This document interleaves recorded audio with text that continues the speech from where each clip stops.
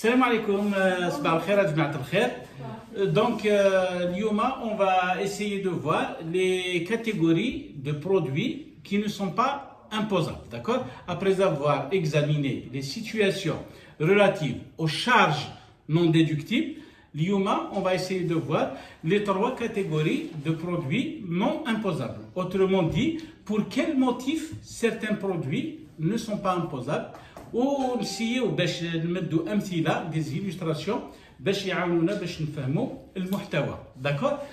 Donc قلنا le passage du résultat comptable au résultat fiscal, c'est-à-dire الانتقال من النتيجه المحاسبيه الى النتيجه الجبائيه تستلزم باش نعالجوا واحد الاعباء وواحد المنتوجات, c'est-à-dire quelques produits et quelques charges. Les charges حكينا عليهم déjà. Maintenant on va voir les produits. Les produits, المنتوجات راهم داخل le résultat déjà. Est-ce que vous êtes d'accord? Ils sont déjà à l'intérieur. Donc pour les retraités d'une manière extra-comptable, معناتها في tableau numéro 9 de la liasse fiscale, qu'est-ce qu'on va faire? On va les déduire. كي les شغل اللي نقلعوهم. Au contraire des charges qu'on doit réintégrer. Parfait. Donc nous avons dit, il y a trois catégories de produits qu'on doit déduire pour ne pas les soumettre à l'impôt. C'est pour qu'ils échappent à l'imposition au titre de l'IBS. La première catégorie, ce sont les produits qu'on doit déduire d'une manière intégrale et définitive. Intégrale, c'est-à-dire si le montant total est définitif, ça veut dire d'une manière irréversible.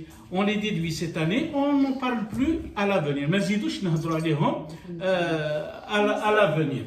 Donc, exemple de produits qu'il faut déduire de manière intégrale, c'est-à-dire que le montant est exhaustif, complet, total, et de manière définitive.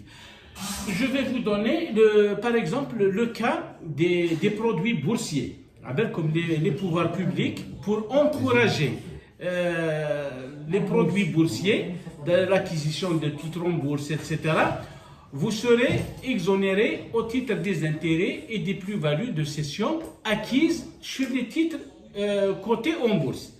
Donc, la comptabilité, il est tout à fait normal. La traçabilité, elle exige de nous à ce qu'on les comptabilise, généralement les comptes de produits 76. La liasse fiscale, on va les déduire d'une manière définitive et intégrale pour le montant total. Nous avons par exemple les intérêts sur les placements dont la maturité dépasse par exemple 5 années. Est-ce que vous êtes d'accord? Vous avez aussi les dividendes, c'est-à-dire les filiales. On va les comptabiliser. Le compte 76, produit des participations, ils ont déjà subi une imposition à la source de la société distributrice qui est le tableau numéro 9. On va les déduire de manière intégrale, totale et définitive. Parfait, c'est la première catégorie. Maintenant, la deuxième catégorie, il s'agit des produits à déduire de manière partielle, mais de manière définitive. D'accord? Le meilleur exemple, probablement le seul, c'est les plus-values de cession d'immobilisation que nous avons réalisées au niveau de la société. Comme vous le savez, quand une société cède une immobilisation, il a une moins-value. Il n'y a pas de souci, c'est déductible. C'est une plus-value. Elle sera imposable à l'IBS, mais intégralement, de manière partielle. Les taux, il y a deux taux. Donc il faudra qualifier la plus-value de cession, soit elle est à court terme, ou là elle est à long terme. Parfait. Lorsqu'il est à court terme, donc ici, il y a un aspect spéculatif. Donc comment ça va se passer? On va imposer la plus-value de cession au taux de 70%. Donc le retraitement, le retraitement, on va déduire la quote-part qui n'est pas imposable. Et quelle est la quote-part qui n'est pas imposable sur une plus-value à court terme? On impose 70, Donc on déduit 30%. Parfait. Oui, c'est une plus-value. À long terme, elle sera imposée à un taux moitié de la plus-value à court terme. Maintenant, la moitié de 70, c'est 35%. Et on va déduire la partie qui n'est pas soumise à l'impôt. Maintenant, c'est 65%. Donc, selon le cas, les 30% à court terme ou les 65% à long terme du montant de la plus-value de cession, on va le déduire tableau numéro 9, pratiquement la première ligne, tu as les déductions comme vous la lirez sur votre tableau numéro 9. Et cette déduction, ce retraitement, هذه المعالجة تكون بصفة نهائية جزئية بصح نهائية de manière définitive, irréversible et permanente. Parfait, donc nous avons vu la deuxième catégorie ici. Nous avons dit, c'est les plus-values de cession d'immobilisation. Enfin, on va essayer de voir la dernière catégorie. Ce sont les produits qu'on va déduire de manière intégrale, totale, le montant total qui est inscrit en comptabilité, on va le déduire sur le tableau numéro 9, intégralement. Ici, à la différence des deux premiers cas, c'est de manière temporaire. Temporaire, pourquoi? Parce que, on va dire, une condition n'a pas encore été réalisée. Quelle est cette condition? On va examiner, si vous voulez, par exemple, le cas des subventions. Les subventions d'exploitation. Si nous avons reçu, par exemple, on va dire, une notification de subvention en application du principe comptable de rattachement des produits et des charges, et en application du principe de réalisation du produit, le produit il est réputé comme étant acquis à la société, même si nous n'avons pas encore encaissé la somme. Ça nous rappelle également un principe comptable que nous connaissons tous, le principe d'engagement. Les opérations, les transactions sont enregistrés en comptabilité même en l'absence d'un flux de trésorerie. Même il est qu'un mécanche تدفق بالي ما خلصناش ولا ما خلصناش, ici en comptabilité le produit est acquis. C'est ce qu'on fait d'ailleurs en comptabilité. Une subvention d'exploitation, on va la comptabiliser au crédit du 74 à la clôture de l'exercice. On va examiner maintenant ce que nous dit la loi fiscale. Article 144 du Code des impôts directs, les subventions d'exploitation, elles sont imposables au titre de l'exercice de leur encaissement. Ici, vous voyez un avantage, n'est-ce pas? C'est vrai, on vous a promis une subvention, mais vous ne serez pas imposé tant que vous ne l'aurez pas encaissé. Donc, quand je ne reçois que la notification, que la promesse, je la comptabilise en produit, la comptabilité, mais je vais la déduire en fiscalité, c'est-à-dire ce tableau 9. Niadra, est-ce que cette déduction est permanente? Non, elle n'est pas permanente parce qu'il y a une imposition qui m'attend à l'avenir. Où sera l'imposition?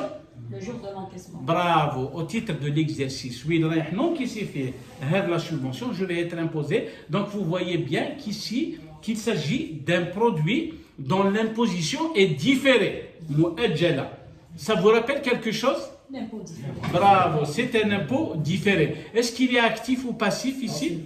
Il est passif, pourquoi? Parce que c'est lié à une dette d'impôt futur. Le fait que je doive payer un IBS l'année prochaine, ou quel que soit, d'accord? On se place à l'avenir, l'essentiel.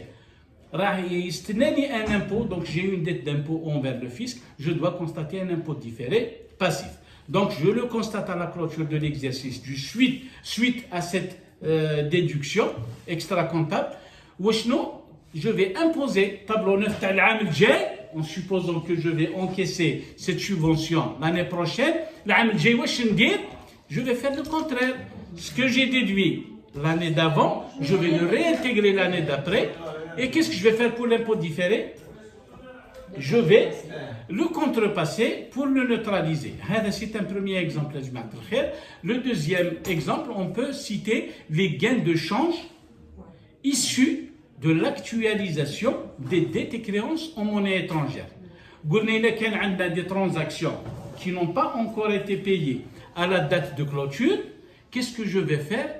Je n'ai pas payé à la clôture de l'exercice. Certes, je n'ai pas encore payé mon fournisseur étranger ou là je n'ai pas encaissé de mon client étranger. Ok? Qu'est-ce que je vais faire? Je vais me mettre en situation réelle. Si je devais rembourser ou la encaisser à la date de clôture, combien je vais payer ou là combien je vais encaisser. Forcément, il est qu'un le cours de change de la devise avec le dinar algérien. Forcément, ici, c'est à l'avantage de l'opérateur algérien. Il a un gain de change 766. Qu'est-ce qu'on va faire? Est-ce qu'on va l'imposer? On ne va pas l'imposer parce que le code des impôts directs, les gains et les pertes de change nés de l'actualisation des dettes et monnaies, des dettes et créances en monnaie étrangère, on ne va pas les fiscaliser l'année bad. Elles ne seront pas prises en considération, d'accord? On va attendre l'appurement. On va payer ou là on va encaisser. C'est à peu près les mêmes lettres, mais il y a une nuance. Est-ce que vous êtes d'accord? Nous avons donné donc des exemples pour chaque cas. Donc vous prenez pratiquement la même situation pour ce qui est des charges, mais qu'est-ce qu'on va faire? On va faire un examen dans le sens contraire. La charge, elle devrait être déductible, mais non, il faut la réintégrer. Les situations, est-ce que de manière temporaire, définitive, ou la intégrale, ou la partielle, etc. Pour les produits, on va faire pratiquement la même chose. Mais vous aurez remarqué, assez souvent, les retraitements, il y a souvent plus de réintégration que de déduction, n'est-ce pas? Souvent, c'est parce que l'administration fiscale veille à sa base imposable, c'est un petit peu pour l'optimiser. Donc voilà, globalement, on va essayer d'examiner donc la partie tableau numéro 9 pour également chauffer les autres cas. Et j'attends également vos questions parce que c'est ce qui enrichit les débats. D'ici là, je vous remercie beaucoup pour votre écoute. À la prochaine, Inch'Allah. Merci.